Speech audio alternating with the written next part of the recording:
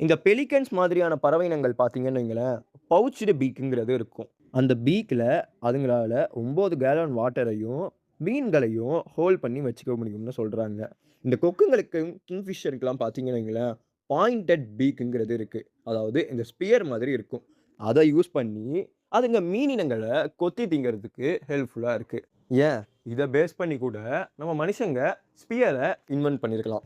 பூச்சிங்கள பிடிச்சு சாப்பிடுற பறவையினங்கள் லைக் உட்பெக்கர்லாம் பார்த்தீங்கன்னு வைங்களேன், தின்னா ஸ்ட்ரெய்ட்டான பீக்ஸோட இருக்கும்.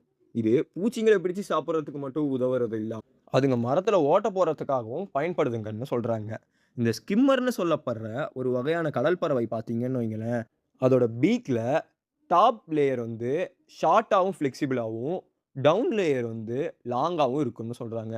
இத யூஸ் பண்ணி அதுங்க தண்ணிக்கு மேல பறக்கும்போது, கீழ இருக்கிற லேயர யூஸ் பண்ணி மீன டிடெக்ட் பண்ணி, மேல இருக்கிற லேயரால மீன பிடிச்சு சாப்பிடும்னு சொல்றாங்க.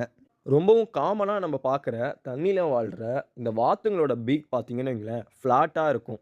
அத யூஸ் பண்ணி தண்ணீல இதுங்க ஃபில்டர் பண்ணி அங்க இருக்கிற உயிரினங்களெல்லாம் சாப்பிடுதுங்க. அதே மாரி தான் இந்த ஃப்ளெமிங்கோஸும். ஃப்ளெமிங்கோஸ்க்கு பார்த்தீங்கன்னா, எல் ஷேப்டு பீக்குங்கிறது இருக்கு. இதுங்களும் அதே மாதிரி தான் ஃபில்டர் ஃபீடிங்ஸ் பண்ணி சாப்பிடுதுங்க. என்னதான் இந்த மாதிரி ஒவ்வொரு பறவை இனங்களுக்கும் ஒவ்வொரு வித்தியாசமான பீக் ஸ்ட்ரக்சர்ங்கிறது இருந்தாவும், இந்த காக்காக்கெல்லாம் பார்த்தீங்கன்னு வைங்களேன், ஸ்பெஷலைஸ்டான பீக் இருக்கு. அத யூஸ் பண்ணி அதுங்களால எந்த ஒரு உணவையும் சாப்பிடுற அளவுக்கு அடாப்ட் ஆகியிருக்குங்க. இந்த பறவைகள்லாம் சாப்பிடுறதுக்கு மட்டும் தன்னோட பீக்க யூஸ் பண்றது இல்ல. ஃபைட்டிங் பர்ப்பஸ்க்காகவும், டெரிட்டரிய பாதுகாக்கிறதுக்காகவும், பறவைகள்னாவே பாட்டு பாடும்ன்னு சொல்லுவோம்ல, அந்த பாட்டு பாடுறதுக்காகவும் இந்த பீக்க அதுங்க யூஸ் பண்ணுது.